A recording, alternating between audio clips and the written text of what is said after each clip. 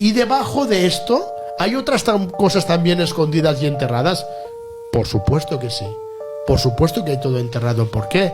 Porque no se puede descubrir, no se puede destapar la caja de Pandora. O sea, no puedes demostrar de que hubo una historia que te han ocultado y lo que están haciendo es, sin desenterrar nada, contándote algo que hipotéticamente podría ser un invento, gran parte de ello, y la realidad sigue oculta y no dejan desenterrar. Como por ejemplo lo que te contaba del horizonte de Atón. En Amarnia, la ciudad de Akenatón, donde... Imagínate si la desenterraran lo que saldría allí, ¿no, Willy? Cuando nos cuentan de que a lo mejor Akenatón fue hasta el propio Moisés.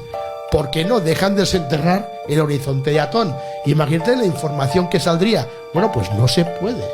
Y muy cerca de la Meca y de esa hipotética ciudad también parecida a Petra en Arabia Saudita, dicen los eruditos que está el auténtico Sinaí. No en el Sinaí egipcio, sino en Arabia Saudita.